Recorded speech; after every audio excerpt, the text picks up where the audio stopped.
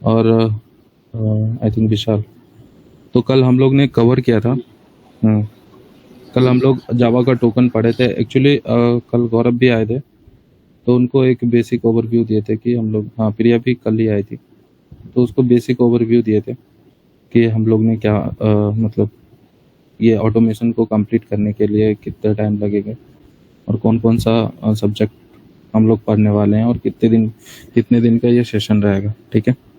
और इसके अलावा वेरिएबल्स बताए थे, डेटा टाइप बताए थे, एंड जावा का टोकन हम लोग स्टार्ट कर चुके थे। तो उसमें अरिथमेटिक ऑपरेशन और relational operator I think complete हो चुका है, ठीक है। लॉजिकल ऑपरेटर अभी हम लोग स्टार्ट करेंगे, बट थोड़ा ओवरव्यू दे देंगे उसमें भी, अरिथमेटिक और रिलेशनल ऑपरेटर में। फिर उसके बाद हम लोग आगे कंटिन्यू करेंगे, ठीक है।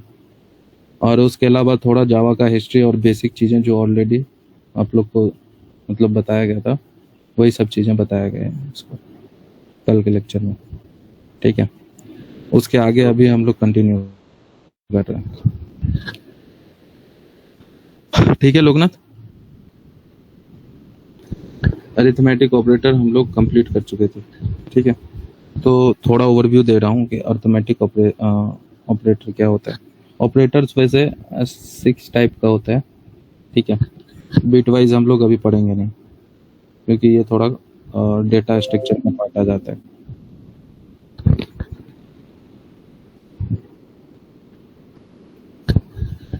ओके,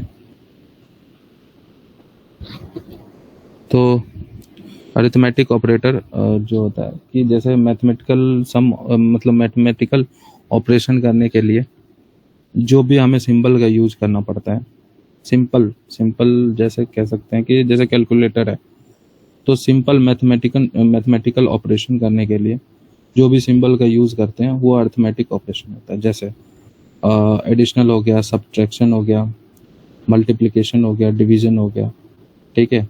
एंड मॉडुलस, मॉडुलस यहाँ पे यूज करते हैं रिमाइंडर निकालने के लिए, ठीक है। 2 नंबर के बीच का रिमाइंडर हम लोग कैसे निकालेंगे, तो उस अगर हम रिमाइंडर का सॉरी मॉडुलस का यूज करते हैं तो वो डायरेक्ट रिमाइंडर निकाल के हमें दे देगा, ठीक है। तो इस पे एक हम लोग ने एग्जांपल किया था, उसको भी हम लोग, ठीक है। ये हमने 2 वैल्यू लिया था, ठीक है, इंटीजर टाइप की वैल्यू थी। उसमें हम लोग क्या किए, यहाँ पे एडिशन किए, ठीक है। एडिशन को प्रिंट कराया, तो 2 नंबर ये अरिथमेटिकल ऑपरेशन में एडिशन कैसे करते हैं 2 वेरिएबल को, जस्ट सिंपल कैलकुलेशन, मतलब सिंपल सा ऐड करते हैं, तो वो जो बीच में हमारा सिंबल यूज हो रहा है वो हमारा अरिथमेटिक ऑपरेटर कहला रहा है, ठीक है। तो ये प्लस भी यहाँ पे 30 होगा तो ये 30 प्रिंट करके देगा, ठीक है। ए माइनस बी, यहाँ पे सब्ट्रैक्शन हो रहा है 2 नंबर के बीच में, तो 10 माइनस 20 माइनस 10 यहाँ पे ये प्रिंट करके देगा, ठीक है। और यहाँ पे जब हम 2 नंबर को मल्टीप्लाई कर रहे हैं तो ये मल्टीप्लिकेशन का सिंबल है, तो 2 नंबर को जब मल्टीप्लाई करेंगे तो उसके अकॉर्डिंग ये लाइक 200 हमें आउटपुट देगा, ठीक है। तो मल्टीप्लिकेशन कैसे हो रहा है, यहाँ पे डिवीजन है, फॉरवर्ड स्लैश से हमारा डिवीजन हो जाता है 2 नंबर के बीच में, ठीक है। तो अगर ए नंबर को बी से हम लोग डिवाइड कर रहे हैं तो उसका आउटपुट क्या आएगा, वो हमेशा इंटीजर में वैल्यू देगा, ठीक है। तो जैसे 10 डिवाइडेड बाई 20, ठीक है, तो 0.1 आना चाहिए, लेकिन इंटीजर में वैल्यू ये 0 होगा, ठीक है। तो फाइनली ये आउटपुट हमें 0 देगा, ठीक है। और जैसे मॉडुलस निकाल रहे हैं, यहाँ पे 10 डिवाइडेड बाई 20 कर रहे हैं, तो इसका मॉडुलस कितना आएगा, तो 10 आएगा, तो ये 10 प्रिंट करके देगा। मॉडुलस किस किस को समझ में नहीं आ रहा है, क्योंकि मॉडुलस आगे आने वाले बहुत सारे प्रोग्रामिंग में यूज होगा, तो मैं अभी थोड़ा समझना चाह रहा हूँ। मॉडुलस और डिवीजन में क्या कोई डिफरेंस, मतलब कोई कंफ्यूजन है तो बता दो, मैं अभी क्लियर कर दूंगा सबको। हाँ जफर, एक बार आप बता दो फिर से मॉडुलस और उसमें। लोकनाथ, आपको क्लियर है? एग्जाम्पल एक नोट पैड पे लेता हूँ। अब एक नंबर हो गया हमारे पास ए इक्वल टू 10, ठीक है, और बी दो वेरिएबल यहाँ पे मैं यूज कर रहा हूँ, ठीक है। बी इक्वल टू हो गया 2, ठीक है। अब यहाँ पे हमें आउटपुट चाहिए, तो इंटीजर आउटपुट, ठीक है। अब बी डिवाइडेड बाय ए कर रहा हूँ, तो कोई आउटपुट बताएगा क्या आएगा?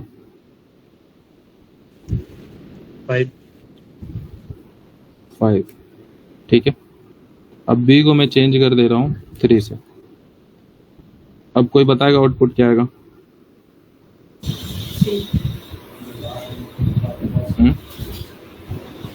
0.3 1/5 डेसिमल में आएगा वो। डेसिमल में कितना आएगा? 3.33 3 पॉइंट समथिंग, हाँ 333। बट इसका आउटपुट पता है क्या आएगा? 3। वो डेसिमल के बाद को कंसिडर नहीं करता है क्या? एग्जैक्टली। या फिर वो वैसे करता है 3 पॉइंट अगर 5 या 6 होगा तो वो 4 कर लेगा उसको, नहीं तो फिर वो 3 रख लेगा, ऐसे राउंड ये जो जफर आप हाँ। b डिवाइडेड बाई a कर रहे हो, दैट मीन्स कि 3/10 होगा, राइट? तो 0.3 होना चाहिए आइडियली। तो एक second, A divided by B कर लो, ठीक है। Okay okay. तो यहाँ पे ये इंटीजर वैल्यू 3 है, ठीक है। बाकी जो भी डेसिमल में है उसको इग्नोर करेगा वो, ठीक है। अगर हम Okay. इंटीजर यहाँ ले रहे हैं तो अगर ठीक है। हमें ये टोटल वैल्यू मुझे लेना है तो हमें इसका जो वैल्यू है फ्लोट डेटा टाइप में स्टोर करना पड़ेगा, ठीक है। और यहाँ पे सिंबल भी फ्लोट का डालना पड़ेगा f। अब हमारा जो रिजल्ट आएगा 3.333 करके आएगा, ठीक है। लास्ट में f भी ऐड होगा, राइट? ये f ऐड होगा क्या ये a बाय b के बाद? यस यस, ये फ्लोट वैल्यू का रिप्रेजेंटेशन है, ठीक है। इसको डालना ही पड़ता है, मैंडेटरी है, अच्छा, ठीक है। रिस्पांस जो आएगा हमारा उस पे भी तो f ऐड होगा। रिस्पॉन्स जो आएगा, जैसे 3.333 आया तो इसके बाद f लगेगा? नहीं वो तो वैल्यू देगा ना मैं डेसिमल में। मैं वही पूछ रहा हूँ, तो उसमें वैल्यू में नहीं होगा ना? वैल्यू में कोई फर्क नहीं पड़ता, बट हाँ जावा को ये समझाने के लिए हम इंटीजर दे रहे हैं या फ्लोटिंग टाइप का वैल्यू दे रहे हैं, ठीक है। तो उसको ये जब चीज देखना, पहले इंट अगर करके हम करेंगे तो उसमें आउटपुट में 3 आएगा, और अगर फ्लोट करके f लगाएंगे तो आउटपुट में 3.33 मतलब डेसिमल वैल्यू भी आएंगे। Decimal Right. कंसीडर कर लेगा वो, हाँ ओके, ठीक है। अगर यहाँ पे इंटीजर करेंगे तो f जो है यहाँ f का एरर दिखाएगा, वो f को कंसीडर नहीं करेगा। f हटाएंगे तो वो डायरेक्ट इंटीजर उसको कंसीडर करेगा, ठीक है। तो क्या इंटीजर वगैरह के लिए भी मतलब i वगैरह लिखना पड़ता है ऐसा, या नहीं नहीं, खाली फ्लोट अभी के मैं- लिए ही? अभी मैं बता रहा हूँ, a डिवाइडेड बाय b, इसका जो आउटपुट आएगा ये कितना आएगा? इसका आएगा वैल्यू 3। अब यहाँ पे कोई सिंबल है a डिवाइडेड बाय b में? कोई सिंबल नहीं है ना, वो ऑटोमेटिकली कंसीडर कर लेगा कि ये इंटीजर है, ओके, ठीक है। बट फ्लोट क्या होता है? इंटीजर से बड़ा होता है, मतलब वैसे बिट साइज तो दोनों का सेम होता है, ठीक है। जितना मेमोरी ये जितना ये मेमोरी कंजप्ट करता है उतना ये इंटीजर भी करता है, ठीक है। तो 4 बिट इसका भी है, 4 बिट इसका है, लेकिन इसका रिप्रेजेंटेशन अलग हो गया फ्लोट का, ठीक है। और ये इंटीजर का जो रिप्रेजेंटेशन है वो जैसे एज इट इज चल रहा है वैसे ही है, लेकिन स्पेशल इसीलिए हो जाता है क्योंकि हम डेसिमल उसमें कंसीडर करवा रहे हैं, ठीक है। तो डेसिमल कंसीडर करवाने के लिए और फ्लोट में वैल्यू स्टोर करने के लिए हमें फ्लोट का वैल्यू में रिप्रेजेंट करना पड़ता है कि हम फ्लोट टाइप का वैल्यू हम चाह रहे हैं, ठीक है। जफर एक डाउट है। हाँ हाँ, तो जैसे फ्लोट में देख यहाँ पे कितना टोटल 10 डिजिट है आफ्टर डेसिमल के बाद, तो क्या जितना भी वैल्यू रहेगा सारा प्रिंट करेगा या फिर कुछ ऐसा स्पेसिफिक रहता है? नहीं स्पेसिफिक प्रिंट करता है सब, मतलब print- जितना वैल्यू रहेगा भले ही उसमें 10 to 12 काउंट भी आए, नहीं सबको नहीं करेगा। मतलब जैसे फॉर एग्जांपल हमको आया कि पूरा एग्जैक्ट वैल्यू प्रिंट करना है, तो उस केस में फ्लोट लेना सही रहेगा या फिर हमको डबल वगैरह उस सब में जाना पड़ेगा? देखो, तो जैसे बहुत ज्यादा लार्ज डिजिट का है, ठीक है, तो वो हाँ वैसे भी एक्यूरेसी नहीं है, ठीक है। अब यहाँ पे इसको 4 देंगे तो मीनिंग चेंज हो जाएगा, ठीक है। 3.333 के बाद 4 कर देंगे, ठीक है। हमें मतलब कोड कर रहे हैं हम लोग, ठीक है, ना कि हम लोग उसके वैल्यू को सही कर रहे हैं। ये सारा वैल्यू ना तो हार्ड कोडेड होता है ना कुछ होता है, ठीक है।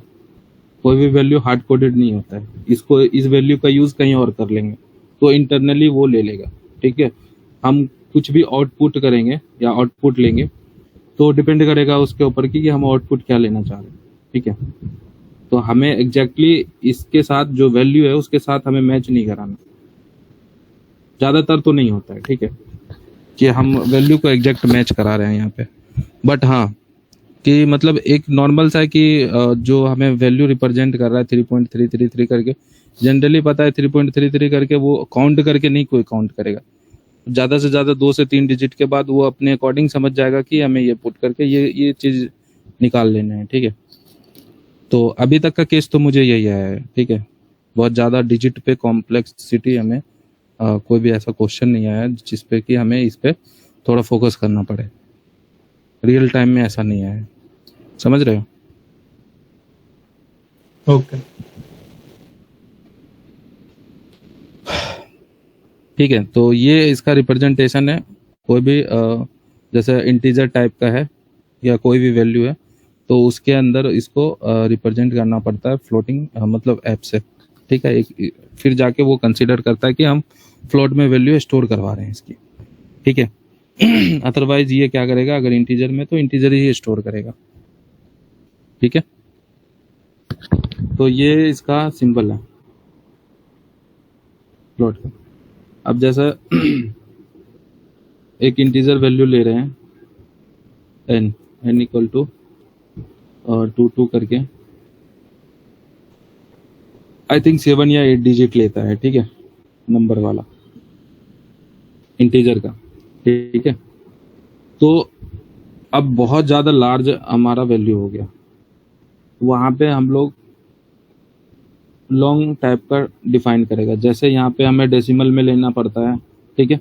तो इंटीजर का सबसे बड़ा वैल्यू जो होता है लॉन्ग होता है। तो लॉन्ग इसीलिए लेते हैं कि जो लार्ज नंबर ऑफ डिजिट है उसको लेने के लिए, अब जैसे ये, तो अब ये तो नॉर्मल सा इंटीजर हम कह सकते हैं इसको, बट हमें लॉन्ग में इसको कन्वर्ट किया है तो इसका सिंबल डालना पड़ेगा एल करके,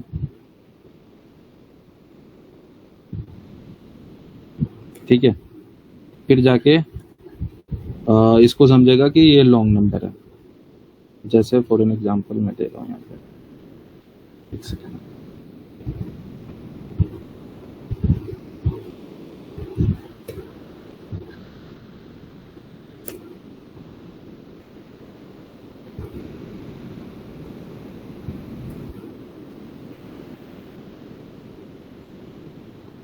देखो 9 डिजिट तक ले रहा है, ठीक है। उसके बाद वो एरर थ्रो कर रहा है। अब 9 डिजिट के बाद जैसे अब कोई नंबर, मुझे इसमें कभी ऐसा हो गया कि हमें नंबर काइंड का वेरिएबल को किसी वेरिएबल में स्टोर करना है, वैल्यू को स्टोर कराना है, ठीक है। तो उस टाइम पे हम लोग क्या करेंगे, इसको कन्वर्ट करेंगे लॉन्ग में, ठीक है। अब लॉन्ग अभी भी ये नहीं समझ पा रहा है कि ये लॉन्ग है। अब जैसे एल डालेंगे तो ये ले लिया, समझ में आया? हाँ अब जैसे हमारा लॉन्ग नंबर है, ठीक है। अब लॉन्ग नंबर डेसिमल में आया तो वो कैसे, मतलब उसको कैसे रिप्रेजेंट करेंगे, कोई आइडिया?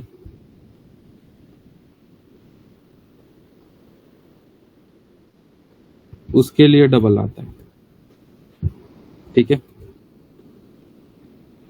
जब हमारा लॉन्ग नंबर है बट हमें डेसिमल में उसको कंसीडर कराना है, ठीक है, तो उसको हम डबल देंगे, ठीक है। ये रहा इसका सिंबल। अब हम दोनों को प्रिंट करते हैं, एंड को भी और डी को भी।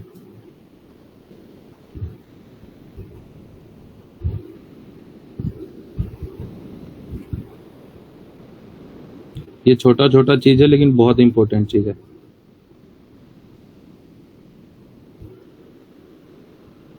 ये किस में किया है? एक तरह से लॉन्ग में है, ठीक है, लेकिन है इंटीजर टाइप का। बट ये किस चीज को रिप्रेजेंट कर रहा है? डबल को। तो इसमें कितना भी हम वैल्यू लेंगे लेकिन डेसिमल में देगा वो।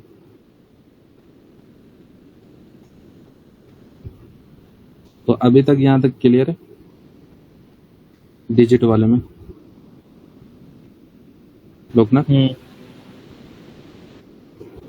Yes sir. प्रिया कोई डाउट है?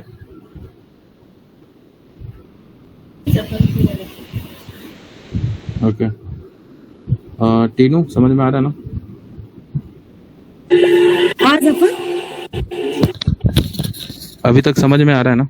हाँ जफर समझ आ रहा है। ठीक है। अब हम थोड़ा सा मॉडुलस समझते हैं, ठीक है। तो अभी तक ये जो भी नंबर कैसे डिफाइन होगा वो चीज हमें पता चल गया है, ठीक है। तो मॉडुलस इसे में समझते हैं, ठीक है।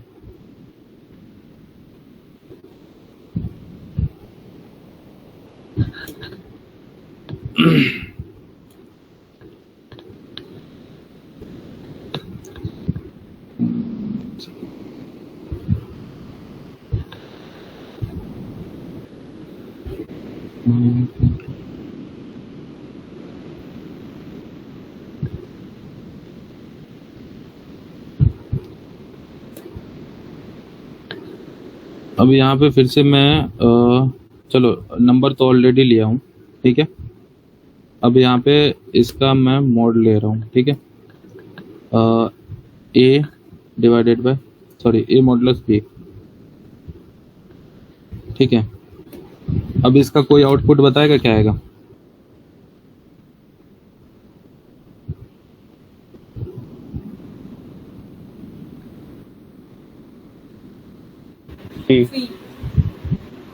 बनना है। अब बता रहा हूँ कैसे आया। अब यहाँ पे मैं बता रहा हूँ कैसे इसको समझना है, ठीक है, मॉडुलस को। अब जैसे ए मॉडुलस बी ले रहे हैं, ठीक है, तो ए डिवाइडेड बाय हम ट्रू करेंगे, ए डिवाइडेड बाय बी करेंगे, ठीक है। तो इसका आउटपुट क्या आएगा हमें? 3 आएगा। अब यहाँ पे थिंकिंग करना है कि रिमाइंडर हमारा कितना बच गया? रिमाइंडर हमारा 1 बच गया, ठीक है। इसीलिए यहाँ पे डायरेक्ट रिमाइंडर हमें दे रहा है।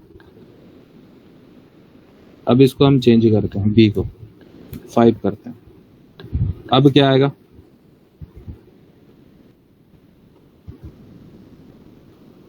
जीरो, ठीक है। अब यहाँ पे थोड़ा और चेंज कर रहे हैं, ठीक है। इसको मैं कर दे रहा हूँ 75, ठीक है। इसको मैं कर दे रहा हूँ 21। अब कितना आएगा?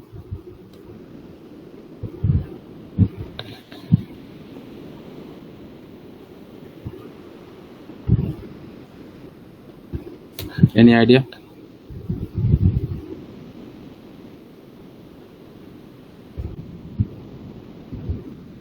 प्रोसेस यही है। जब भी हम ए मॉडुलस बी निकाल रहे हैं तो पहले हम डिवाइड करके सोचेंगे उससे। 75 डिवाइडेड बाय 21, 3 टाइम में लगेगा 63 होगा। रिमाइंडर कितना बचा? 12 बचा। वही 12 यहाँ पे आउटपुट आएगा। समझ में आया? हाँ जफर। अब एक चीज और है। अब कितना आएगा रिमाइंडर? जफर आपने 10 और 25 का पूछ रहा ना? बी की हाँ, वैल्यू 10 है और ए की 25 है। Yes yes yes. सोचो, अभी बी डिवाइडेड बाय ए है, ठीक है। तो यहाँ पे समझते हैं थोड़ा, ठीक है। बी डिवाइडेड ए का मतलब है बी मॉडुलस ए का मतलब है बी डिवाइडेड बाय ए, ठीक है। बी कितना है? 10 है। डिवाइड करेंगे हम 25 से, तो हमारा रिमाइंडर कितना बचेगा? रिमाइंडर बचा। 0 10 कैसे होगा? क्योंकि उसने एक भी बार में लगा ही नहीं ना। हाँ तो तो as it is, 0.4 से करेगा ना वो डिवाइड। ये तो ऑलरेडी रिमाइंडर ही है 10। पॉइंट में कहाँ आता है रिमाइंडर? अरे रिमाइंडर इंटीजर बोलो। रिमाइंडर नहीं, इसका जो हम डिवाइड करेंगे तो उसका जो कांस्टेंट होगा ना वो 0.4 होता है। कैरी फॉरवर्ड लेंगे ना। तो कैसा कैरी फॉरवर्ड ले पाओगे ये बता दो। देखो, पॉइंट आप में जाना ना, हमें पॉइंट में जाना नहीं है। अच्छे, रिमाइंडर कभी पॉइंट में नहीं लेता। अरे रिमाइंडर की मैं बात ही नहीं कर रही जफर। हाँ डिवाइड कर रही है केवल प्रिया। हाँ मैं डिवाइड हाँ। के फॉर्म में बता रही हूँ। अगर तुम आप कंप्लीट डिवाइड कर रहे हो। हाँ करेक्ट। बट जफर इसका जो complete मॉड divide आएगा, नहीं करना। इसका जो मॉड आएगा वो 10 आएगा, अब क्योंकि 10 कैसे आया है यही मैं बता रहा हूँ।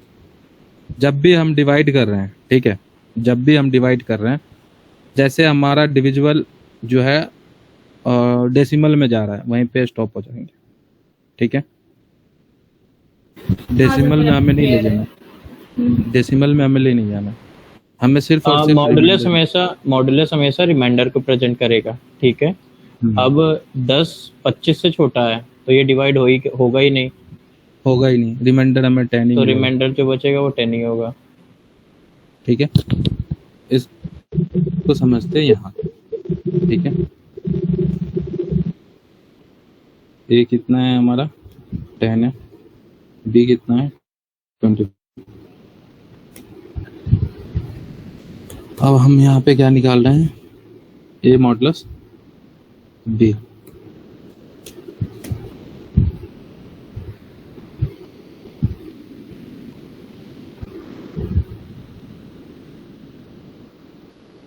समझ में आया?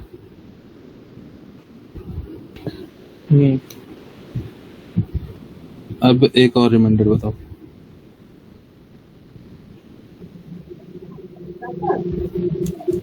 हाँ,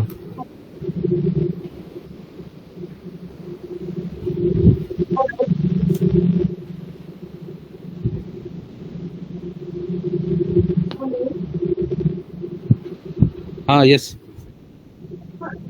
मेरा एक डाउट था, यहाँ पे जो हाँ, हाँ, 25 किया था ना, हाँ, हाँ, रिमाइंडर में 10 लिखा है, तो मेरा कहना था हाँ। कि अगर हम लोग जो राइट हैंड साइड पे है वो मतलब सॉरी छोटा होगा राइट वाले साइड पे, तो रिमाइंडर जो है वो लेफ्ट वाला ही हो जाता है। ये मुझे 10/25 है, ठीक है, तो 10 छोटा है इसलिए वो रिमाइंडर रहेगा। तो अगर मान लो 20/35 होगा, फॉर एग्जाम्पल हम बता रहे हैं, तो 20 रिमाइंडर 20 रिमाइंडर बचेगा। तो इसी फॉर्मेट में हम करेंगे। Yes, yes, right. हमें डिविजिबल को डेसिमल में नहीं ले जाना है। वो जैसे ही डेसिमल में जाने की कोशिश करेगा वही रिमाइंडर हो जाएगा हमारा। ठीक है, यस। अभी आंसर आएगा 0 इसका आंसर 0। 0, राइट। ठीक है, एक सेकंड, इसका अब लास्ट बता दो।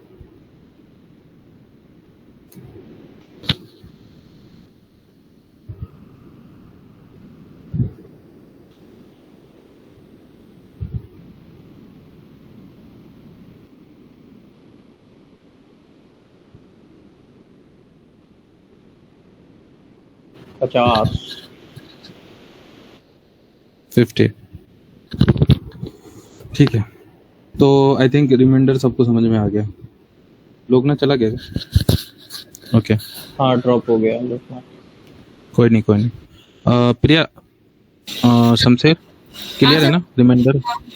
हम जी ठीक है, ठीक है। अब हम लोग यहाँ से आगे बढ़ते हैं। हाँ, कल हमने रिलेशनल ऑपरेटर पढ़ लिया था। रिलेशनल ऑपरेटर में वैसे generally equal to not equal to, जैसे दो ऑपरेटर के बीच में, दो ऑपरेंट्स के बीच में हम क्या करते हैं, उसको रिलेट करते हैं। ऑपरेंट्स मतलब कोई भी नंबर। ऑपरेंट्स हमारा यहाँ पे कौन है? वेरिएबल है, ए है, बी, ठीक है। ऑपरेटर कौन है? इक्वल, ठीक है, ये इक्वल, ये ऑपरेटर है, ये ऑपरेंड्स है, ठीक है। तो ऑपरेंड्स अभी थोड़ी देर में मैं यूज करूंगा हमेशा। ऑपरेंड्स क्या है, ऑपरेटर क्या है, ठीक है। ऑपरेटर सिंबल है, ऑपरेंड्स वेरिएबल का नाम है। क्लियर है? हाँ जफर। ठीक है। तो यहाँ पे हम जब भी बात करेंगे अभी, ठीक है, तो ऑपरेंड्स और ऑपरेटर, ऑपरेटर हमारा सिंबल है, तो ऑपरेटर्स हमारा ये भी है 5 हाँ। तो यहाँ पे हम लोग क्या करेंगे, ऑपरेटर का बात करेंगे और ऑपरेंड्स का बात करेंगे, ठीक है। ऑपरेटर, हम जो सिंबल यहाँ पे जो भी सिंबल यूज कर रहे हैं वो हमारा क्या है, ऑपरेटर है, ठीक है। चाहे वो प्लस हो, माइनस हो, एस्ट्रिक्स हो, या फिर फॉरवर्ड स्लैश हो, या डिविजर हो, या फिर रिमाइंडर हो, मॉडुलस हो, सॉरी, ठीक है। ये सारे जो हमारे हैं ये ऑपरेटर है। लेकिन ये किस टाइप का ऑपरेटर? Arithmetic operator. और equal to, not equal to, greater than, less than, greater than equal to, less than equal to, ये किस टाइप का ऑपरेटर है? रिलेशनल ऑपरेटर, ठीक है। तो लेकिन है क्या, ये सारे ऑपरेटर जो भी सिंबल यूज कर रहे हैं ना हम, ठीक है, मैथमेटिकल सिंबल बोलते हैं इसको। तो ये जो भी सिंबल हम यूज करते हैं इसको हम बोलते हैं ऑपरेटर, ठीक है। ऑपरेंड्स हमारा क्या है, यहाँ पे जो वैल्यू हमारा है, ठीक है, ये वैल्यू जैसे ए हो गया, बी हो गया, चाहे नंबर हो गया कोई, वो सारा ऑपरेंड्स है। मतलब कोई भी मैथमेटिकल ऑपरेशन जिस चीज पे ऑपरेंड्स करते हैं, मतलब, ठीक है, जिस चीज की जरूरत होती है, जैसे ऑपरेंड्स हमारा कोई भी वेरिएबल है, तो जब तक हमारा ऑपरेंड्स नहीं रहेगा हम कोई भी ऑपरेटर का यूज नहीं कर पाएंगे, राइट। अब हमें दो, जैसे मान लो दो नंबर को ऐड करना है, ठीक है, 2 + 2 कितना हो गया? 4, ठीक है। 2 हमारा क्या है? ऑपरेंड्स है, ठीक है। प्लस क्या है यहाँ पे? ऑपरेटर है, ठीक है। 2 + 2 जो हमारा है ये फिर मिला के यहाँ पे 4 होता है, ठीक है। अब 2 + 2, 2 क्या है यहाँ पे? ऑपरेंड्स है, ठीक है। और प्लस क्या है? ऑपरेटर है, फिर ऑपरेंड्स है, फिर जब हमारा इक्वल टू आता है ये भी ऑपरेटर है, तब जाके हमारा 4 आता है, ठीक है। तो 2 ऑपरेंड्स, जब तक हमारे पास ऑपरेंड्स नहीं रहेगा ऑपरेटर का कोई यूज नहीं है, ठीक है। कोई भी मैथमेटिकल टर्म को, सिंबल को डिफाइन करने के लिए हमें ऑपरेंड्स की जरूरत होती है। कोई भी नंबर ही नहीं रहेगा तो हम मैथमेटिकल ऑपरेशन करेंगे किस पे? तो इसीलिए हमें नंबर की जरूरत होती है, तब हम उस पर मैथमेटिकल ऑपरेशन कर पाए। समझ में आया? क्लियर है अभी तक? हाँ जफर। ठीक है। तो अब अर्थमेटिक ऑपरेटर की बात करता हूँ। अर्थमेटिक ऑपरेटर यहाँ पे होता क्या है कि जैसे जो भी सिंबल हम लोग यूज कर रहे हैं, इस सिंबल को यूज करने के लिए हमें किसकी जरूरत होती है? 2 ऑपरेंड्स की जरूरत होती है। जैसे प्लस का सिंबल यूज करना है मुझे, अब एक ऑपरेटर मैंने 2 लिया, कोई यूज है, कोई मीनिंग है इसका? 2 प्लस का कोई सेंस है? नहीं है। अब जैसे हम 2 इसमें एक और ऑपरेंड्स लेंगे तब इसका एक सेंस बनेगा कि एडिशनल काम हो रहा है, ठीक है। अब चाहे यहाँ पे डिवाइड हो, मल्टीप्लाई हो, या फिर मॉडुलस हो, तो कहने का ये मतलब है कि अर्थमेटिक ऑपरेटर में उसको ऑपरेट करने के लिए 2 ऑपरेंड्स की जरूरत होती है। सिंगल ऑपरेंड्स पे काम नहीं होगा। समझ में आया? ओके। इसी तरह सेम चीज होता है रिलेशनल ऑपरेटर में। अब जैसे हम 2 चीज को रिलेट कर रहे हैं तो हमें 2 ऑपरेंड्स की जरूरत पड़ेगी, सिंगल ऑपरेंड्स में काम नहीं चलेगा, ठीक है। समझ में आया? अब जैसे विशाल का एज मान लो 28 है और शमशेर का एज 35 है। हम दोनों के बीच में रिलेशन कर रहे हैं, मतलब रिलेट कर रहे हैं कि कैसे एक दूसरे को रिलेट कर पाएंगे कि एज ग्रेटर देन है या लेस देन है। तो जब तक, और यहाँ पे शमशेर और विशाल जो है ऑपरेंड्स है, ठीक है, जब तक 2 ऑपरेंड्स नहीं रहेगा तो हम कंपेयर भी नहीं कर पाएंगे। तो कहने का मतलब कुल मिला के ये है कि रिलेशनल ऑपरेटर में भी 2 ऑपरेंड्स की जरूरत होती है। कंपेयर करने के लिए 2 ऑपरेंड्स चाहिए। जब तक 2 ऑपरेंड्स नहीं रहेगा तब तक हम रिलेशनल ऑपरेटर को यूज नहीं कर पाएंगे। राइट, यहाँ तक क्लियर है?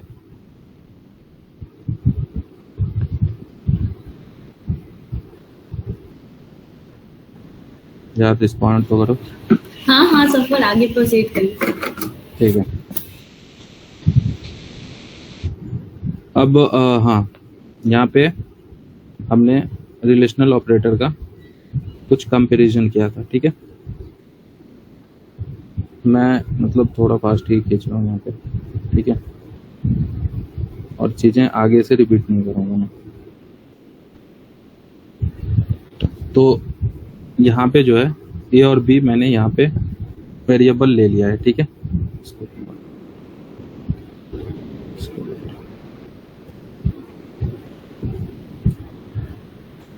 दो वेरिएबल यहाँ पे लिया है। ठीक है, हम अभी कंडीशनल स्टेटमेंट की बात नहीं करेंगे। मैं यहाँ पे सिंपल सा ये समझाना चाह रहा हूँ। इक्वल टू का मतलब क्या है? दो वैल्यू के साथ हम उसको कंपेयर कर रहे हैं, दोनों वैल्यू इक्वल है या नहीं। अगर इक्वल है तो ये रिटर्न टाइप क्या देगा? बूलियन में देगा, या तो ट्रू देगा या तो फॉल्स देगा। ठीक है, जितने भी रिलेशनल ऑपरेटर है वो सिर्फ और सिर्फ रिलेट करके बूलियन कंडीशन बताता है कि ट्रू है या फॉल्स है। ठीक है, तो ये कंडीशन बताता है। इस चीज को हम लोग आगे यूज करेंगे, कंडीशनल स्टेटमेंट जब हम लोग पढ़ेंगे तो उसमें यूज करेंगे कि अगर ये ट्रू है तो हमें ये काम कराना है, अगर फॉल्स है तो ये काम कराना है। ठीक है, तो इस तरह से हम लोग उसमें फिल्टर करते हैं। तो ये सेम चीज होता है ग्रेटर देन में भी, लेस देन में भी। अब जैसे 10 और a इक्वल टू 10 है, b इक्वल टू 25। अगर a ग्रेटर देन b है तो ये क्या दे देगा? यहाँ पे फॉल्स दे देगा। ठीक है, और लेस देन है, ट्रू दे देगा। ग्रेटर देन इक्वल टू के बराबर भी नहीं है, इसलिए यहाँ पे भी फॉल्स रहेगा। ठीक है, लेस देन इक्वल टू, यहाँ ट्रू रहेगा। तो इस तरह से ये ट्रू फॉल्स में काम करते हैं। ठीक है, अब हम लोग समझते हैं लॉजिकल ऑपरेटर को। यहाँ तक समझ में आ गया ना रिलेशनल ऑपरेटर? हाँ। ठीक है,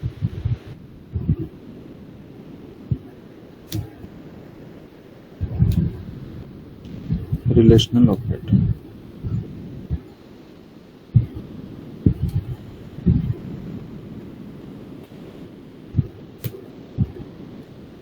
ठीक है, रिलेशनल ऑपरेटर में क्या है?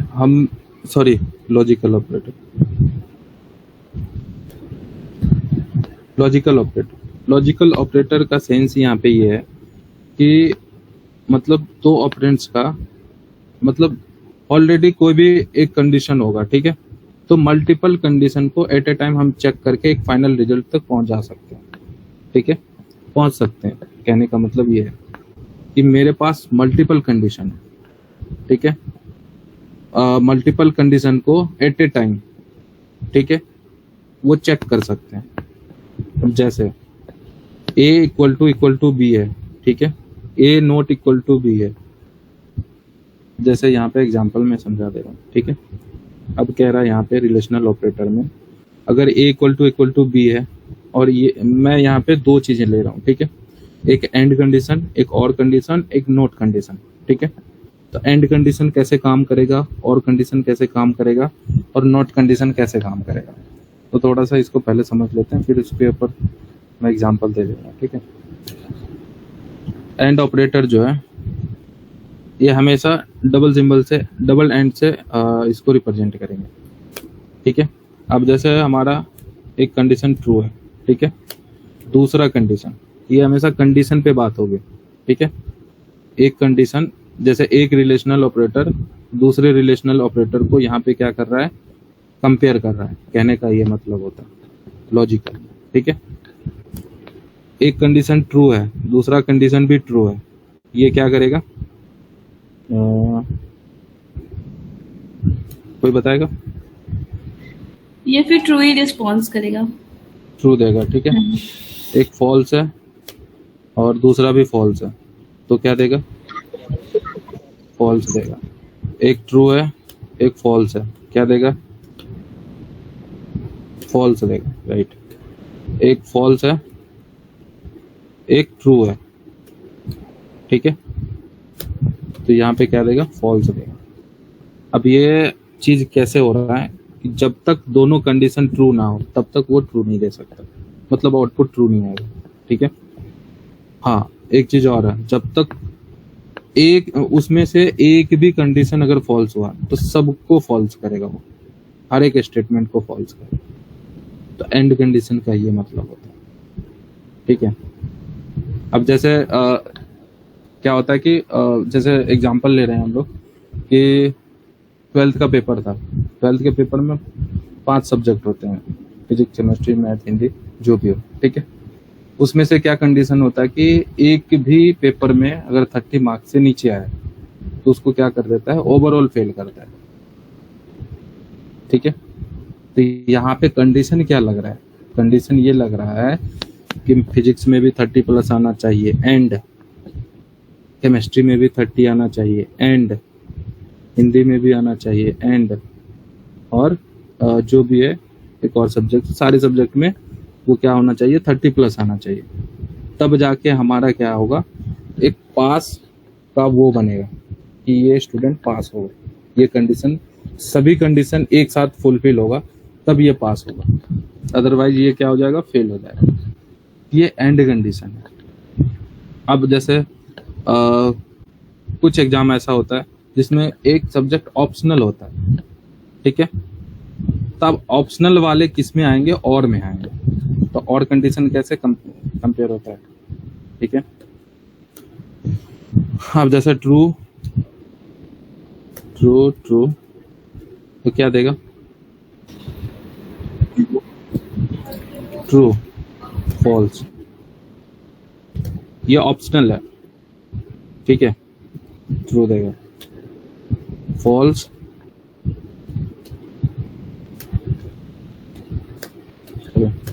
ट्रू, क्या देगा, ट्रू। ट्रू, बस ये फॉल्स फॉल्स में फॉल्स करेगा, जस्ट उसके opposite. Yes yes yes, just इसका अपोजिट। ठीक है, जब तक ऑल कंडीशन फॉल्स ना हो तो उसका रिजल्टेंट फॉल्स नहीं आएगा। ठीक है, या तो फिजिक्स में फेल हो जाए, सॉरी फिजिक्स में 30 से कम आ जाए, या तो मैथमेटिक्स में कम आ जाए, या की बात कर रहे हैं, या मतलब और। ठीक है, या तो फिजिक्स में 30 से कम आ जाए, या केमिस्ट्री में आ जाए, या मैथ में आ जाए, तीनों में से किसी में भी कम आएगा तो उसको क्या करेंगे, फेल कर देंगे। तो यहाँ पे 2 कंडीशन हो रहा है, एंड में भी पास कर सकते हैं और में भी फेल करा सकते हैं। तो या तो फिजिक्स में 30 से कम आया तो भी फेल, या तो केमिस्ट्री में, या तो फिजिक्स में, या तो मैथ में, तीनों में से किसी में भी एक में भी आ गया तो वो फेल हो जाएगा। तो इसका हम लोग क्वेश्चन आगे करेंगे। ठीक है, नोट ऑपरेटर। नोट ऑपरेटर क्या सिंबल होता है कि जो भी हमारा आउटपुट है, रिजल्टेंट है, जैसे लाइक ऐसे ट्रू ट्रू ट्रू है। ठीक है, अब यहाँ पे इसका हम यहाँ पे नोट का यूज कर लेंगे। जैसे एग्जांपल इसी का ले रहा हूँ। ठीक है, अभी यहाँ पे ले रहा हूँ, इसको यहाँ पे नोट लगा, तो इसका आउटपुट क्या आएगा, फाइनली फॉल्स आ जाएगा। ये जस्ट रिवर्स कर देता है। जो भी हमारा आउटपुट आता है अगर उसका हम नोट यूज करके रखे हैं रिजल्टेंट में, ये हमारा रिजल्टेंट आउटपुट है। ठीक है, 2 को कंपेयर किए, 2 रिलेशनल ऑपरेटर को कंपेयर किए, फाइनली हमारा एक रिजल्ट आया, उसमें हमने नोट लगा दिया, मतलब उसका रिवर्स मुझे चाहिए। कहने का ये मतलब है कि फिजिक्स में, केमिस्ट्री में और मैथ में, तीनों में 30 मार्क्स से अगर किसी में भी कम आया, मैं चाह रहा हूँ उसको ग्रेस लगा के पास कर दूं, तो नोट लगा दे, not equal to like this condition. तो जो भी हमारा फेल होने वाला था वो पास हो जाएगा। ठीक है, तो ये मतलब कहने का ये है कि एक भी जो भी रिजल्टेंट कंडीशन आएगा उसका जस्ट रिवर्स कर देगा। That's it. समझ में आ रहा है यहाँ तक?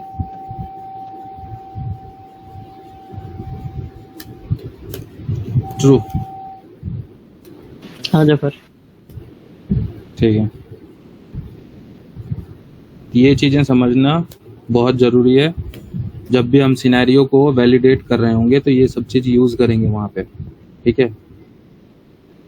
तो जब असर्शन का यूज़ करते हैं तो यही कंडीशनल ऑपरेटर का काम आता है वहाँ पे। If we are validating like this, ये टेक्स्ट को वैलिडेट करना है, वो टेक्स्ट को वैलिडेट करना है, एट ए टाइम हमारा एक फाइनली रिजल्ट आएगा, फिर उसके अंदर जाके कंडीशन लगा के उसे पास करना होता है। तो चीज़ें यही यूज़ होगी वहाँ पे भी। अगर अभी नहीं आएगा समझ में तो फिर वहाँ पे भी कंफ्यूजन आएगा। जब हम सिनेरियो लिख रहे होंगे ना सेलेनियम में, तो वहाँ पे हम इस चीज़ को वैलिडेट कर रहे होंगे, ठीक है। तो फॉल्स का ट्रू हो जाएगा और ये भी फॉल्स का क्या आ जाएगा, ट्रू।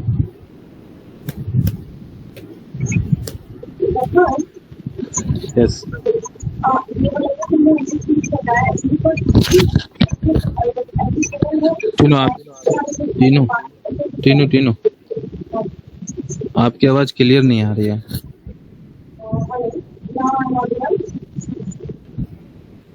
आई थिंक माइक में कुछ इशू है क्या? नहीं, माइक पे तो इशू नहीं है। अब आ रही है, अभी ठीक है। अब ठीक है। ठीक है। मैं बोल रही थी, ये जो तुमने बताया अभी, ये बाकी सारे में भी एप्लीकेबल है कि ओनली इस वाले में ही मतलब इसी में एप्लीकेबल है?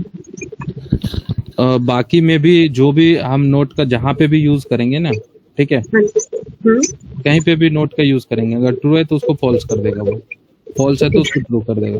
तो ये एंड वाले में भी कर सकते हैं ना? हाँ, यहाँ पे भी कर सकते हैं। अगर नोट का काम ही है, जो भी हमारे पास है ट्रू है तो उसको फॉल्स करना, फॉल्स है तो उसको ट्रू करना, बस। Okay, thank you. ठीक है।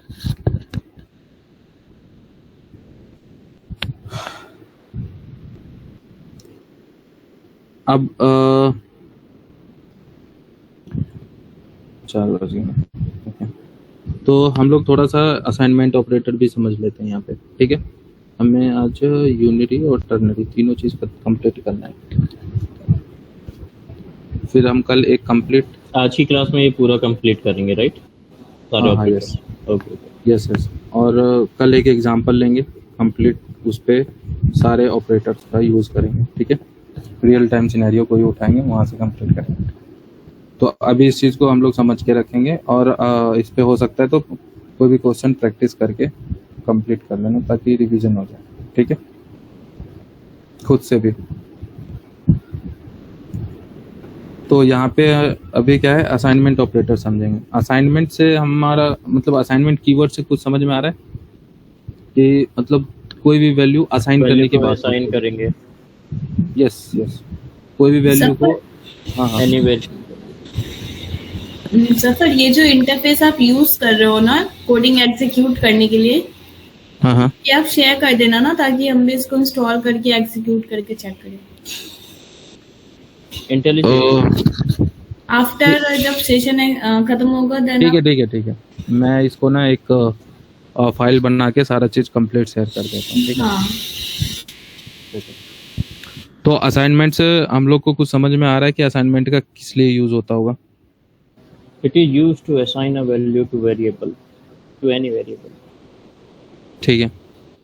असाइन, ये जो हम लोग यूज करते हैं जब वेरिएबल डिक्लेयर कर रहे थे, तो उस टाइम पे यूज करते थे ये ऑपरेटर का, ठीक है। ये ऑपरेटर जब यूज होता है, जैसे एग्जांपल यहाँ पे इक्वल टू ऑपरेटर है ना, इक्वल टू ऑपरेटर कैसा काम कर रहा है यहाँ पे, ये जो हमने वैल्यू यहाँ पे डिफाइन किया है, ठीक है, ये वैल्यू जाके ए में स्टोर हो रहा है, रेफरेंस वेरिएबल में स्टोर कर रहा है, ठीक है। तो ये असाइन कर रहा है वैल्यू, इसलिए ये किसके अंडर आ रहा है, असाइनमेंट ऑपरेटर के अंदर, ठीक है। तब ये जो 6 टाइप का होता है, तो उसको हम लोग समझेंगे, ठीक है। कौन कौन सा होता है,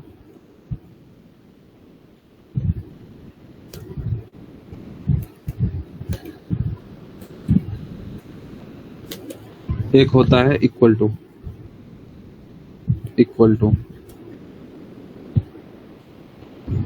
इसका काम क्या है, जैसे अब कोई भी वैल्यू है, प्रिंट a इक्वल टू 10, ठीक है। ये सिर्फ जो सामने सॉरी राइट साइड जो भी वैल्यू है वो अपने वेरिएबल में उसको असाइन करवाएगा लेफ्ट साइड, शिफ्ट करवाएगा राइट टू लेफ्ट, कभी लेफ्ट टू राइट नहीं जाएगा। अंडरस्टैंड? ये हमेशा राइट टू लेफ्ट ही जाएगा वैल्यू।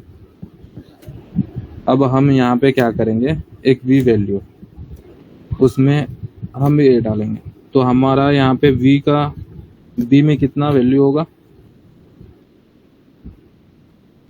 10, ठीक है, int c equal to b। अब c में कितना वैल्यू होगा, कोई बताएगा?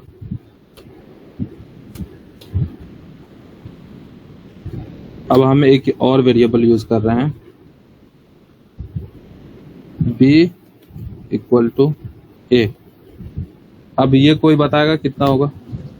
ये तो कर चुके हैं ना आप पहले। अभी फिर कर रहे हैं। अच्छा फिर से किया है। 10 10 होगा। 10 होगा। b की वैल्यू 10 है, b की वैल्यू 1 को असाइंड हो जाएगा, 10 होगा। अच्छा ये बताओ a में कितना वैल्यू है? a में 10 मेरा है। वैल्यू 10 है। अभी भी 10 होगा, राइट? हाँ, आपने सारा 10 ही ले लिया है ना, a b c। हाँ, अभी b का वैल्यू कितना हो जाएगा? 10। 10, ठीक है। अब बताओ इंट b इक्वल टू 5 है। अब हमें यहाँ पे b की वैल्यू बताना है और a की भी वैल्यू बताना है। a की वैल्यू आपकी 10 हो जाएगी, सॉरी 5 होगी, a की वैल्यू 5। पक्का? हाँ हाँ, a की वैल्यू कितना होगा? 5। 5। b की वैल्यू? सॉरी और किसकी बोल रहे हो? b की। b की ओके, b की हो जाएगी b 5 और a मिल जाएगा तो 5 की वैल्यू 10 होगी। 10 हाँ।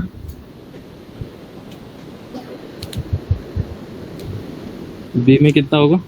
10, क्योंकि b में पहले ही वैल्यू हम लोग असाइन कर चुके हैं a की। चलो हम लोग शुरू से एक बार फिर से यहाँ से आते हैं, ठीक है?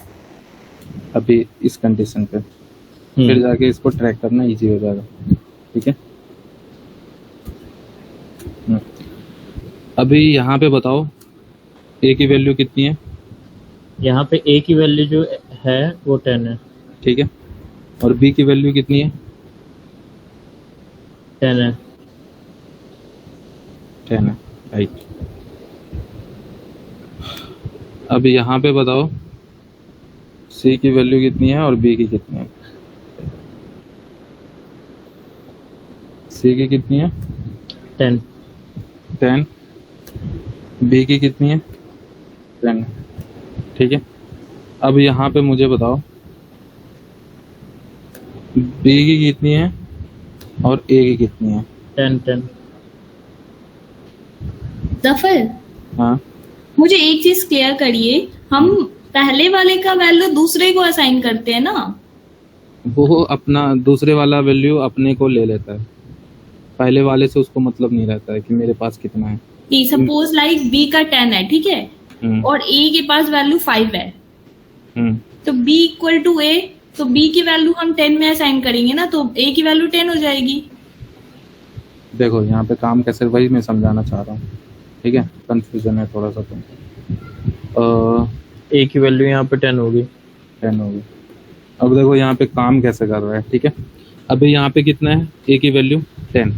a एक कंटेनर है जिसमें 10 इंटीजर टाइप की वैल्यू है, b भी एक कंटेनर है इंटीजर टाइप की, इंटीजर टाइप का है जिसमें 5 वैल्यू असाइन है, ठीक है? अब यहाँ पे कह रहा है असाइनमेंट ऑपरेटर, a में जो भी वैल्यू है तुम b को ट्रांसफर कर दो, ठीक है?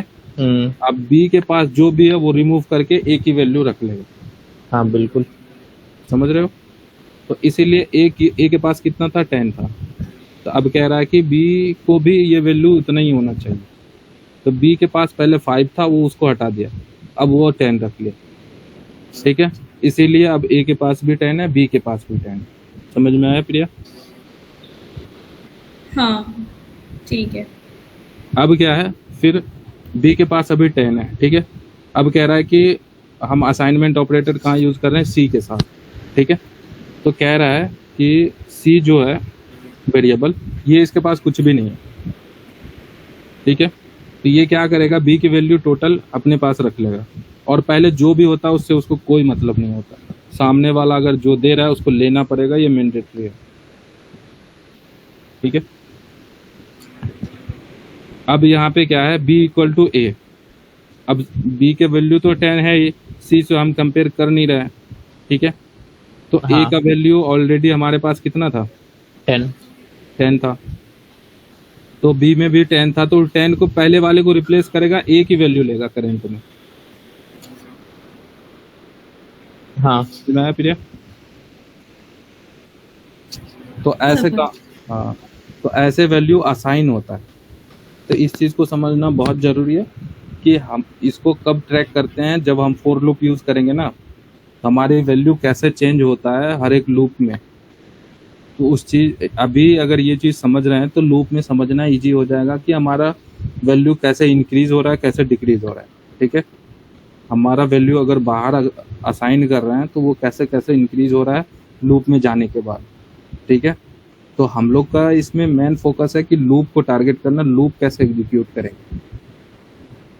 तो ये ट्रैकिंग, और इस पे जो भी क्वेश्चन लगाएगा उन्हीं को समझ में आएगा। अभी समझ गए, ठीक है, लेकिन इसको बोल जाएंगे 2 मिनट में, जब तक इसको डीप लेवल में जाके खुद से एक्सप्लोर करके ना समझेंगे, ठीक है। ये छोटा छोटा चीज आगे प्रॉब्लम करता है। इक्वल टू ऑपरेटर खत्म हो गया, अब आया equal to plus equal to. ये भी असाइनमेंट ऑपरेटर है। ये तो सिंपल असाइनमेंट ऑपरेटर है, सिंपली असाइन कर रहा है। 10 है तो इसमें चले जाओ, 5 है तो इसमें चले जाओ, जो भी सामने वाले लेफ्ट साइड है, ठीक है। अब इसका मतलब ये होता है, इसको हमेशा याद रखना, हमेशा यूज होता है, A equal to A plus B. A plus जो भी वैल्यू है, ठीक है, लाइक एज ए बी, ठीक है। इसका एक मिनट, यहाँ पे ये जो ऑपरेटर है इसको हम लोग नीचे यूज करते हैं पहले। तो A plus equal to B, इसका मतलब होता है A equal to A plus B. समझ में आया? अब हमें बताओ कि अभी ऊपर वाले कंडीशन के हिसाब से ए की वैल्यू कितनी होगी? ए की वैल्यू 10 रहेगी।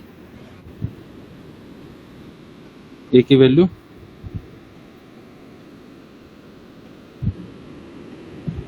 ए की वैल्यू 15 होगी। अच्छा 10 और 5 है, हाँ ठीक है। अब यहाँ पे क्या कर रहा है कि जो भी सिंपल ऑपरेशन है राइट साइड में, वो ऑपरेशन कंप्लीट कर रहा है, ठीक है, मैथमेटिकल ऑपरेशन। फिर जब वो मैथमेटिकल ऑपरेशन कंप्लीट हो रहा है, फिर जाकर असाइन किसको कर रहा है, लेफ्ट साइड में। समझ में आया? तो इसी तरह से जब भी कोई भी वैल्यू होगा, पहले मैथमेटिकल ऑपरेशन राइट साइड करेगा वो, फिर वो वैल्यू असाइन करेगा किसमें, लेफ्ट साइड में। तो इसी तरह से सेम होगा ए माइनस बी के लिए भी, ठीक है। ए माइनस बी के लिए भी सेम ही रहेगा, A equal to A minus B. अब बताओ क्या वैल्यू रहेगा? 5 एग्जैक्ट वैल्यू क्या रहेगा अभी? ए की वैल्यू ना, ऊपर की कंडीशंस को ना, अगर ए की वैल्यू 10 और बी की वैल्यू 5 है, देन ए माइनस बी 5 ही होगा, ए की वैल्यू 5 होगा, राइट। बट ये बीच में जो ऑपरेशन हुआ है उसके हिसाब से क्या होगा? अच्छा उसके अकॉर्डिंग आप बोल रहे हो, तो ये 10 हो जाएगा फिर ए की वैल्यू। ए की वैल्यू 10 होगा 10 ऊपर वाले कंडीशन के हिसाब से, हाँ हाँ करेक्ट, ठीक है। अब ए सभी ऑपरेटर, सिंपल ऑपरेटर जो है उसके अकॉर्डिंग यहाँ पे वो होगा, ठीक है। अब यहाँ पे a इक्वल टू, इसका मतलब ये है a into B. Hello Zafar, हाँ हाँ सॉरी इंटरप्ट करने के लिए। मुझे बोलना था, ऊपर में तुमने a प्लस बी का वैल्यू 15 दिया है, नीचे a माइनस बी का वैल्यू तुमने मतलब कैसे 10 दिया है? वो तो 5 होगा ना। 5 होना चाहिए ना। मैं है ना, ए की वैल्यू चेंज होके ये हो गई ना, ए इक्वल टू 15 हो गई। अब ए की वैल्यू 10 नहीं रही है, 15 रह गई है, और बी की वैल्यू 5 है, तो 15 माइनस 5 10 होगा ना। अभी करंट वैल्यू a का जो यहाँ पे है ना, ये 15 हो गया। नहीं नहीं, ठीक है, वो असाइन कर दिया तुमने, मतलब बी की वैल्यू जो थी उससे। यस यस, ओके, ठीक है। अभी जो a की वैल्यू यहाँ पे है इस लेवल पे, ठीक है, ये 10 है, तो ये समझना है हमको, ठीक है। अब बताओ a की वैल्यू कितना होगा? 50 दीवार काटा और अंदर किया, 50 अंदर कांटी मारेगा।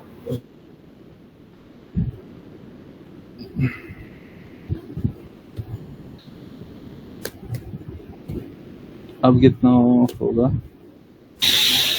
10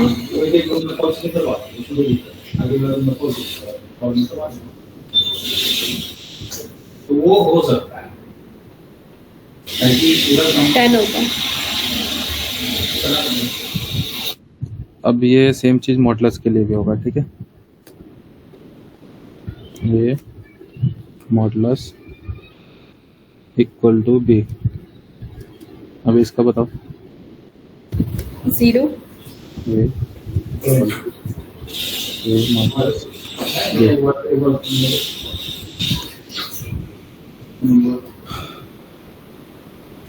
बताओ। 0 a डिवाइडेड बाय b, 0। 0। यहाँ तक समझ में आया तीनों?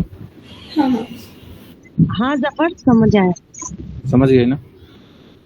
हाँ तो इस तरह से, मतलब यहाँ पे इसको जो a का वैल्यू है, b का वैल्यू है, हम लोग इनिशियलाइज कराए हैं, ठीक है। अब क्या हो रहा है, एक बार हम इनिशियलाइज करा दिए उस वैल्यू को, अब मैथमेटिकल ऑपरेशन के अकॉर्डिंग वो डिफरेंट चेंज होता रहता है। उस चीज को हम लोग को ट्रैक करना है, इसी का नाम कोडिंग है, ठीक है। तो अभी वैल्यू कैसे हम लोग ट्रैक कर रहे हैं, क्योंकि जब हम एक बार असाइन किए तो अभी उसका करंट सिचुएशन में क्या वैल्यू होगा, ठीक है। जब हम प्रिंट करेंगे तो वो कितना वैल्यू देगा। तो इस तरह से हम मैनिपुलेट करते हैं और इस चीज को समझते हैं, ट्रैक करते हैं। तो वही चीज मतलब इसके अंदर कोडिंग के अंदर आता है, ठीक है। आगे इस चीज का बहुत यूज करेंगे फॉर लूप सब में, for loop, while loop, do while loop, ठीक है। तो यही चीज समझ में आएगा। जब तक ये चीज नहीं आएगा समझ में, तब तक हम समझ नहीं पाएंगे, ठीक है। और टर्नरी ऑपरेटर, मैं इसका चलो यूनरी ऑपरेटर समझाता हूँ। तो अभी जो भी ऑपरेटर हमने पढ़ा था, ठीक है, तो उसमें ऑपरेंड्स कितना जरूरत होता था? असाइनमेंट, लॉजिकल, रिलेशनल और अर्थमेटिक में ऑपरेंड्स की बात कर रहा हूँ। कोई बताएगा? 2 ऑपरेंट और 1 ऑपरेटर जफर। ऑपरेटर कितना भी हो, ऑपरेंड्स कितने की जरूरत होती थी? चाहे असाइनमेंट हो, लॉजिकल हो, रिलेशनल हो और अरिथमेटिक हो, मिनिमम 2 ऑपरेंड्स की जरूरत होती थी। लेकिन यूनरी ऑपरेटर एक ऐसा ऑपरेटर है जिसमें सिंगल ऑपरेंड्स चाहिए।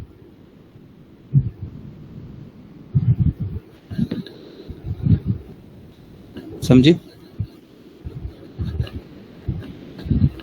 क्या बोले जफर?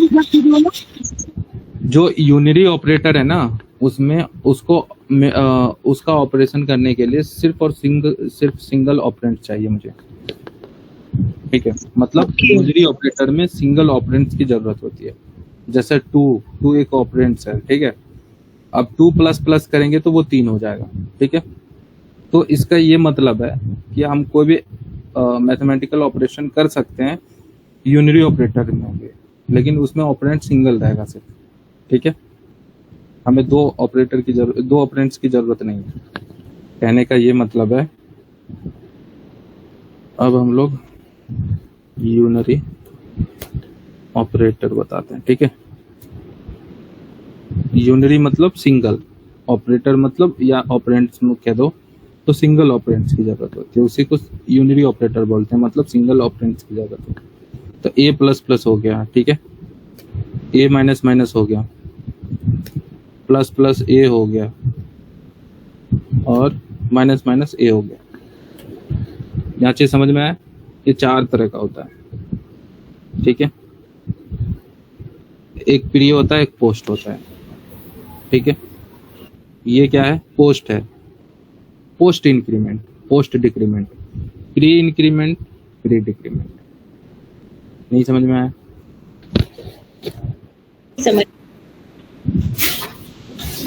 ये है कौन सा? पोस्ट इंक्रीमेंट, ठीक है। ये क्या है? पोस्ट डिक्रीमेंट, ठीक है। अब यहाँ पे क्या है?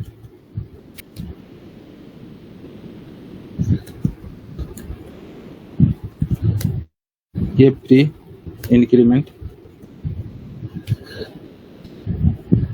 ये प्री डिक्रीमेंट, ठीक है, डिक्रीमेंट, ठीक है। यहाँ तक समझ में आ गया? पोस्ट का मतलब क्या है? जो भी वैल्यू ए की होगी उसमें वो +1 ऐड करके वो वैल्यू देंगे। अब यहाँ पे समझते हैं इसको। A equal to A plus plus, sorry B, B. अब ये बताओ बी में क्या वैल्यू होगी? ए का वैल्यू तो अभी 0 है, बी की वैल्यू 1 होगी। बी का वैल्यू क्या होगी? 1 1 1 1 होगी। 1 होगा, 1 होगा एग्जैक्टली। हाँ, तो फिर इसका पोस्ट नाम क्यों रखा गया है? क्योंकि जो पोस्ट करेंट नाम- वैल्यू होता है ना वो ए का, उससे वो +1 इंक्रीमेंट करके देते हैं, इसलिए इसको पहले ए की वैल्यू को चेक करेगा, देन उसमें +1 ऐड करता है। राइट, ठीक है। अब ये क्या करेगा? इंक्रीमेंट कर लेगा, ठीक है, ठीक है। पहले इंक्रीमेंट करेगा फिर जाके इसको वैल्यू असाइन करेगा। लेकिन ये पोस्ट का क्या मतलब है? Post increment, post decrement, pre increment, pre decrement, काम तो एक ही है, या तो एक बढ़ाएगा या तो एक घटाएगा। लेकिन पहले घटाएगा बाद में घटाएगा, कुछ तो सेंस होगा इसका ना? पहले वो उस जो भी हमारा वेरिएबल है उसकी वैल्यू को चेक करेगा और नहीं। फिर उसके मैं बता रहा हूँ, ठीक है। जफर पहले अपडेट करेगा फिर यस एग्जैक्टली, यही कह रहा हूँ। पोस्ट इंक्रीमेंट का मतलब है बाद में वो इंक्रीमेंट करेगा, पहले वैल्यू को असाइन कर देगा। तो यहाँ पे वैल्यू बी का ना 0 रहेगा, समझ में आया? अरे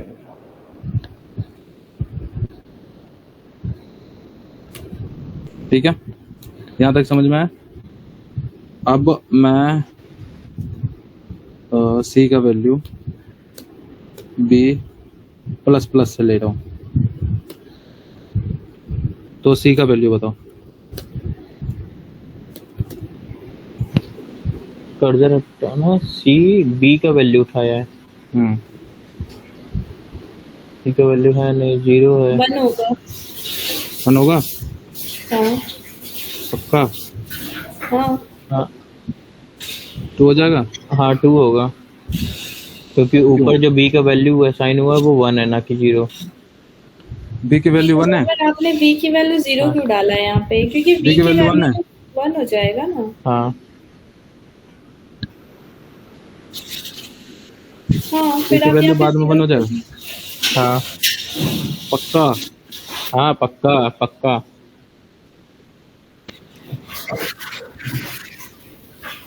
वन क्यों होगा ये तो मैं पूछ रहा हूँ।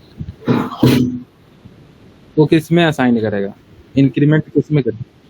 इंक्रीमेंट किस में करेगा? ए में करेगा, बी में नहीं करेगा। तो अभी यहाँ पे एट ए टाइम मैं ए की वैल्यू भी पूछ रहा हूँ। ए की वैल्यू बताओ क्या होगी? ए की वैल्यू 1 होगी। ए की वैल्यू यहाँ पे नहीं, 1 नहीं। होगी। समझ में आया? काम हाँ। कैसे किया, ऑपरेट कैसे किया? जो ए में वैल्यू था, जो भी वैल्यू है, 0 वैल्यू है वहां पे, ठीक है? हाँ वो 0 वैल्यू किस में गया? बी में पहले असाइन कर दिया, पोस्ट असाइन। पोस्ट इंक्रीमेंट का मतलब ये है, पहले वैल्यू असाइन कर दिया, अब हम इंक्रीमेंट कर लेंगे अपने आप को। वो वैल्यू वेरिएबल खुद में असाइन होगा, खुद में इंक्रीमेंट करेगा, ठीक है? तो ए की वैल्यू यहाँ पे 1 होगी। कैसे आया? नहीं शमशेर, इस केस में पता है क्या हो रहा है? पोस्ट इंक्रीमेंट पहले वो उसकी वैल्यू को असाइन कर देगा। बी में तो ठीक है। वैल्यू आ गया ना, बी में वैल्यू आ चुकी है, अब उसके बाद जो वैल्यू है उसको फिर अपडेट होगी। नहीं हाँ, अपडेट के बाद असाइन नहीं होगा, अपडेट तो हो जाएगा।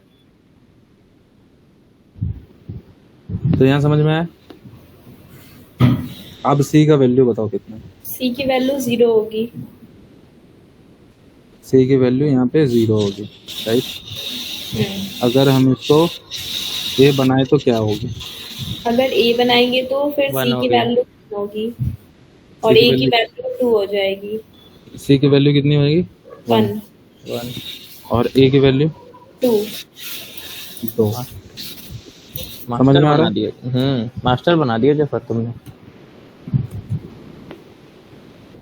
यहाँ पे अब ए की वैल्यू 2 होगी, आपने 1 लिखा है। सॉरी, हाँ ए की वैल्यू, ठीक है?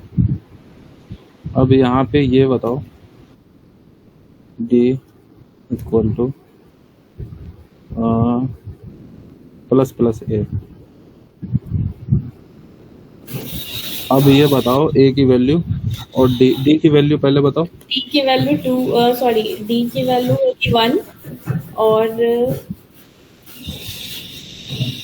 डी की वैल्यू 1 होगी। डी की वैल्यू 1 कैसे होगी ये बता दो। जो पहले है ना, जो अभी करंट है ना ए का वैल्यू, उसको हम कंसिडर नहीं करेंगे, उसके पहले वाले को कंसिडर करेंगे। उससे पहले वाले को, जो ए उससे का पहले यहाँ पे वाला 1 है तो हम 1 को कंसिडर करेंगे। हाँ, एक पहले लेंगे प्री में। मैं कह दूं ये 3 है, अब बताओ। हाँ 3 होगी।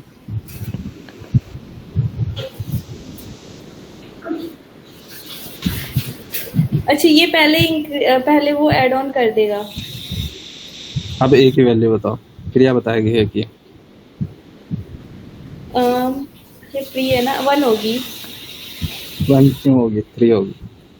कैसे 3 होगी? मेरे को ये समझ नहीं आया, एक बार बताओ आप। मैं बता रहा हूँ, देखो ये क्या है? प्री इंक्रीमेंट है। ठीक है। पहले क्या करेगा? इंक्रीमेंट करेगा। वो खुद की बात कर रहा है। जब भी हम बात करेंगे ना, तो वो जो वेरिएबल है जो इंक्रीमेंट डिक्रीमेंट कर रहा है, उस वेरिएबल की बात करेंगे हम, ठीक है? उसके बाद हम असाइनमेंट ऑपरेटर की बात करेंगे। तो प्री इंक्रीमेंट का मतलब वो खुद को पहले इंक्रीमेंट करेगा, फिर वो वैल्यू देगा सामने वाले को। तो पहले कितना था? 2 था, अब वो क्या किया? इंक्रीमेंट किया। इंक्रीमेंट करने के बाद वो डी को असाइन कर दिया। अभी डी के पास 3 है और ए के पास कितना है? क्योंकि वो खुद को भी इंक्रीमेंट किया है, इसलिए वो उसके पास भी 3 है। ठीक है, ठीक है। समझ में आ गया? अब ये बताओ, E equal to minus minus A. Minus A. ये लास्ट है। ए की वैल्यू 2 होगी। ई की वैल्यू बताओ।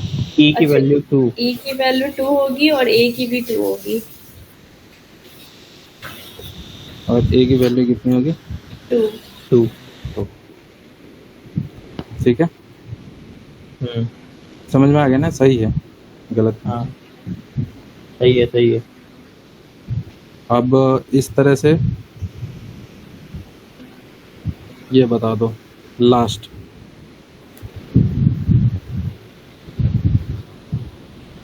सॉरी, अब बताओ ए की वैल्यू, सॉरी एफ की वैल्यू पहले बताओ, फिर ए की वैल्यू बताना। 2। एफ कितना आएगा? 2। एफ का 2 होगा और ए का 1 होगा। ए का कितना आएगा? 1। 1। अब समझ गए तुम, ठीक है? तो इस तरह से unary, binary, ternary operator unary operator काम करता है। ठीक है, प्री इंक्रीमेंट कैसे होगा, पोस्ट इंक्रीमेंट कैसे होता है, ठीक है, और उसको मतलब प्रोसेस क्या है, प्रोसेस को समझना बहुत ज़रूरी है, तभी हम आगे ये सब चीज़ का भर भर के यूज़ है। पता है फॉर लूप में हमेशा जो होता है इंडेक्स इंक्रीमेंट होता रहता है। ठीक है, तो उसको ट्रैक करने में इजी होता है जब तक ये नहीं समझेंगे। समझ में आया? हाँ तो आज यहीं पे हम लोग कंप्लीट करते हैं। ठीक है, कल जो है हम लोग टर्नरी और इसका एक एग्जांपल समझेंगे स्टार्टिंग से।